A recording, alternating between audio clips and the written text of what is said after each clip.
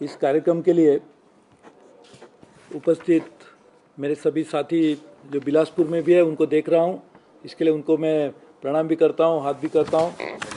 और हमारे दिल्ली राजहरा में भी हमारे जो साथी है उनका भी स्वागत करता हूँ इस कार्यक्रम में।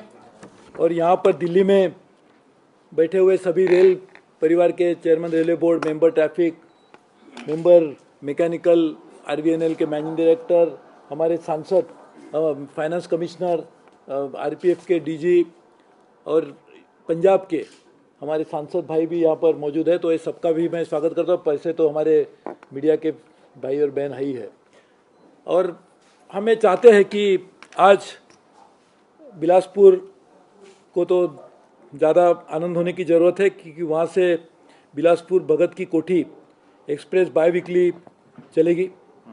साथ साथ में बिलासपुर बीकानेर एक्सप्रेस चलेगी। यानी बहुत सारे लोगों को बीकानेर की बहुत सारी चीज़ों के बारे में याद आती है, तो उनको भी उसको अभी मिलने की सुविधा ज़्यादा पकड़ होगी।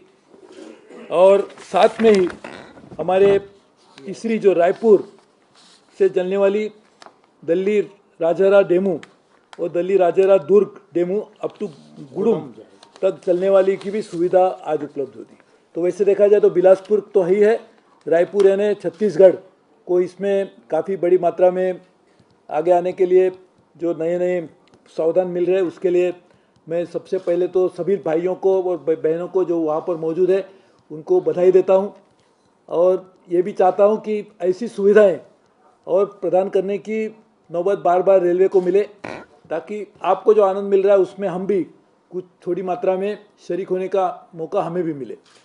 आपको मालूम है कि ये जो लाइन बनी है, इसमें से एक जो लाइन है ये खास करके हमारी Dalli Rajhara Rawghat new line project जो भी इसके कारण ये नई ट्रेन यहाँ पर चलेगी, वो करना बहुत मुश्किल बात थी, क्योंकि आपको पता है कि वहाँ की जो सामाजिक स्थिति है, वहाँ की जो कानून की थोड़ी सी कभी कभी कानून और सुव्यवस्था की कुछ चिंताएं कभी कभी सामने आती है, तो उसको ध्यान में रखते हुए भी और उसके बावजूद भी ये काम हमारे आरवीएनएल ने किया, उसके लिए उनको भी मैं बधाई देता हूँ।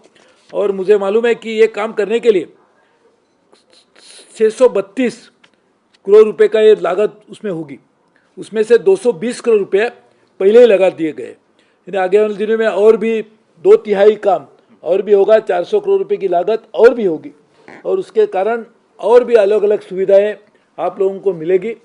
तो मैं आपको ज़्यादा समय नहीं लेता हूं, क्योंकि ट्रेन वक्त पे छूटनी चाहिए, नहीं तो हमारे जो सांसद भाई है और हमारे आम जनता कहते हैं कि ट्रेन ज़रा लेट छुट्टी है, तो कम से कम लेट छूटने की कारण मंत्री ने हरी झंडी लेट दिखा, ऐसा नहीं होना चाहिए।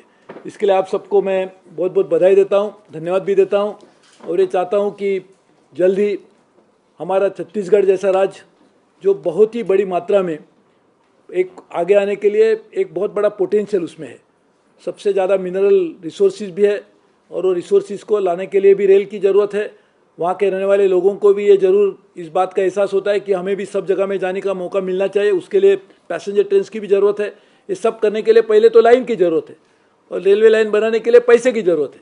और ये सभी चीज़ों को ध्यान में रखते हुए, सबकी कठिनाइयों का सामना करते हुए हम जो सफ़र तय करने की कोशिश करें, उसमें मैं विश्वास रखता हूं आप सब लोग भी हमारा साथ देंगे, और आगे आने वाले दिनों में ऐसे कुछ मौके हमें बार बार मिलेंगे, जिसके कारण छत्तीसगढ़ और पूरे देश में रहने वाले रेल के प्रवासियों को हम कुछ और सेवा प्रदान कर सके। तो बहुत बहुत धन्यवाद। जय हिंद।